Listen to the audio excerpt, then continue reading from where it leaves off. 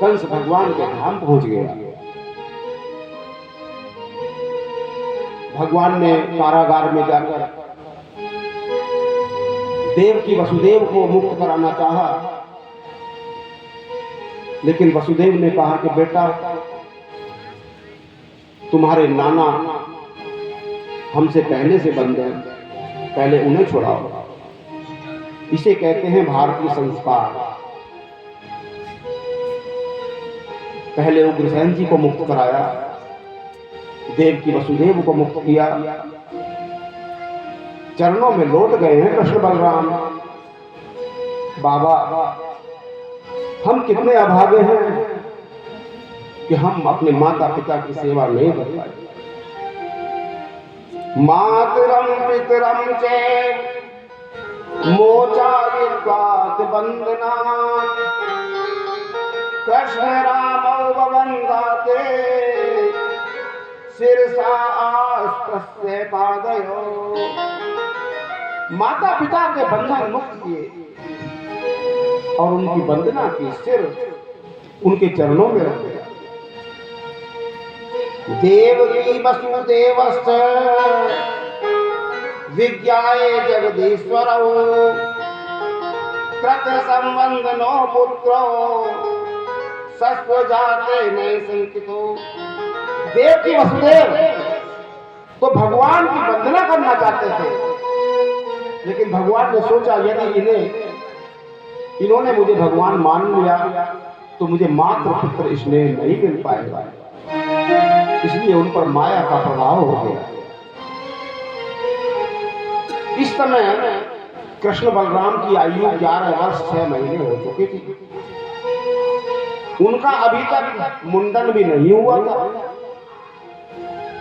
देव की वसुदेव ने मुंडन कराया, यज्ञोपवीत कराया और गुरु सांदीपनी के आश्रम में अवंतिका उज्जैन भेज दिया गया।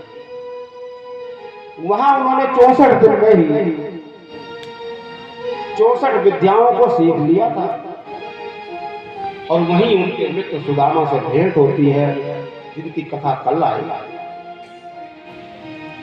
और गुरु दक्षिणा में उनके मृत पुत्र को भी यमराज से वापस लाकर दे दिया था। बड़ी अच्छी कथा है, लेकिन समय की मर्यादा। और जब 64 दिन के बाद मथुरा आ गए, उदास रहने लगे, मन नहीं लगता था कन्हैया। और देव की नाना प्रकार के भोजन परोसती, लेकिन मुंह मोड़ लेते थे कन्हैया।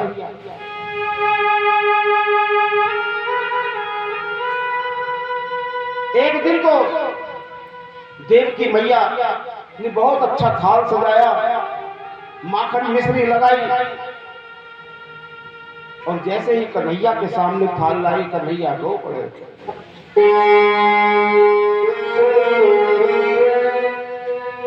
मैया, मेरे सामने माखन मिश्री मत लाना। जब मैं माखन मिश्री देखता हूं तो मुझे मैया यशोदा की याद आती है।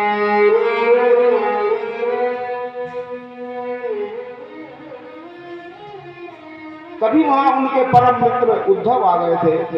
उद्धव ने भी सभी तरफ से देख रहे थे।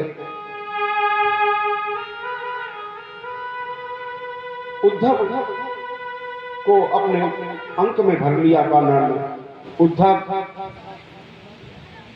ब्रजवासी बहुत याद करते हैं मुझे। अगर वो मुझे याद ना करते ना तो मुझे इतनी याद नहीं आती।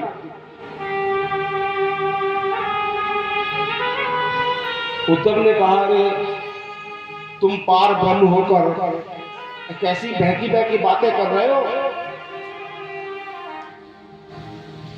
उद्धव, तू जानता है, किसी दिन मैं दूध कम पीता था ना, तो यशोदा मैया वैद्यों की लाइन लगा देते थे। मेरे लाला को क्या हुआ, और मैं उनसे झूठ बोलकर आ गया कि परसों आ जाऊंगा।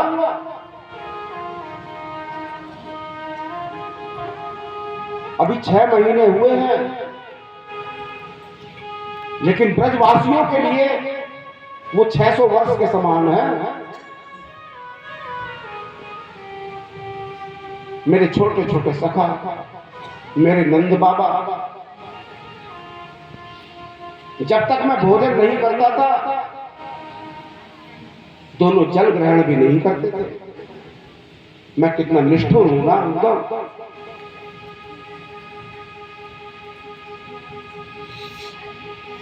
तुम तो परम ज्ञानी हो ना, बृहस्पति के शिष्य हो। चले जाओ ब्रज, गोपियों को समझाना, मेरी मैया को समझाना। उद्धव ने कहा कि कन्हैया जब इतना प्रेम है ही तो गोकुल कोई दूर है क्या, चले क्यों नहीं जाते? अगर मैं चला गया ना उधर तो मैं फिर कभी लौट कर नहीं आऊंगा। और तुम जानते हो जब से कंस का वध किया है, जरासंध आक्रमण पर आक्रमण किए जा रहा है। कंस के ससुर हैं जरासंध मगध नरेश। महाभारत में तो 18 अक्षौहिणी सेना रोज लड़ते थे, लेकिन जरासंध तो 23 अक्षौहिणी सेना लेकर आता है। सम्राट है जरासंध। एक गांव के मालिक को सरपंच कहते, 10 गांव के मालिक को नायक कहते, 100 गांव के मालिक को सामंत कहते, 1000 गांव के राजा को मालिक को राजा कहते हैं।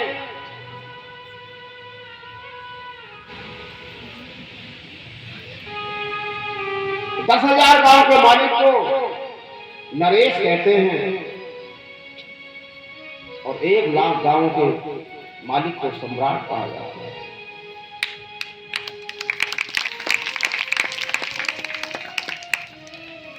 तुम चले जाओ ना गोकुल,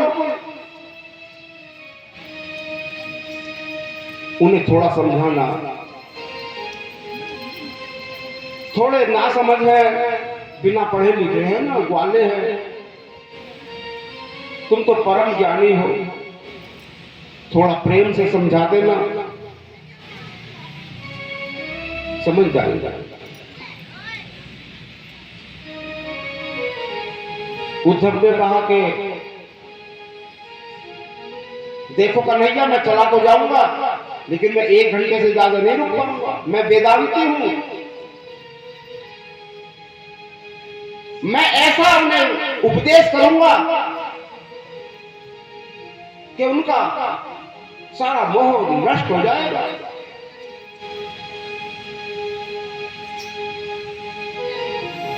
इसलिए तो मैं भेज रहा हूं उधर, अपने ज्ञान का चमत्कार तो दिखाऊं। लेकिन सज्जनों,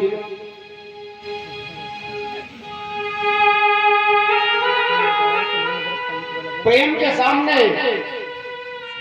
ज्ञान की कोई महिमा नहीं।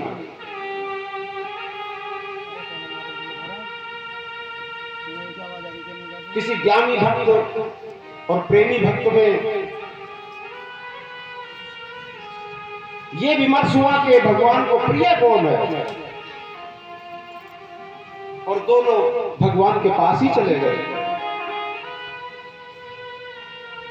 भगवान ने दोनों की बात सुनी और भगवान ने कहा, अरे ज्ञानी तो मेरी आत्मा है। तो प्रेमी भक्त वापस हो गया, जब ये आत्मा है तो हमें तो कोई छोटा ही स्थान मिलेगा। अरे मेरी बात को सुन जाओ, मैंने कहा ज्ञानी मेरी आत्मा है, लेकिन प्रेमी तो मेरा परमात्मा है।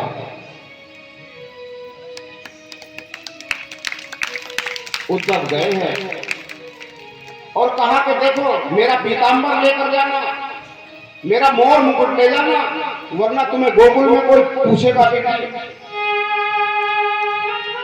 और जैसे ही वो गया सज्जनों, बाल सका रोजाना सुबह दिन निकलता है और मथुरा के मार्ग पर बैठ जाते हैं। कन्हैया आयता होगा, आज आयता होगा, रोज बाट देखते हैं। 6 महीने गायें बैठी रहती हैं, नेत्रों से आंसू बहते रहते हैं, दूध भी नहीं उतारती।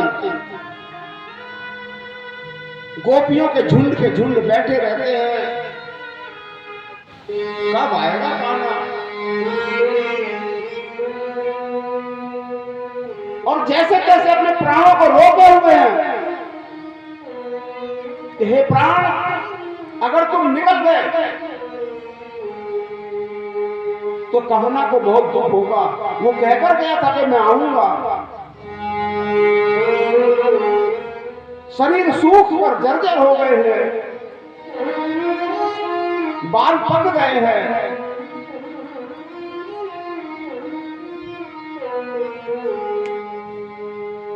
कागा ये तन खाइयो,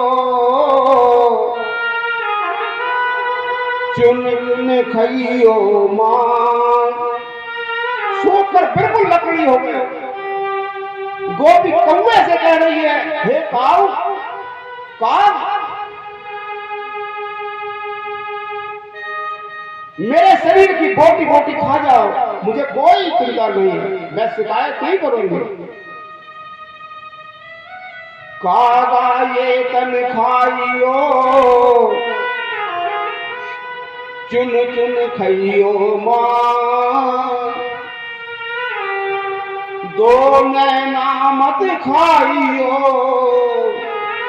पिया मिलन की आस, पिया मिलन की आस। आजा रे, आजा रे।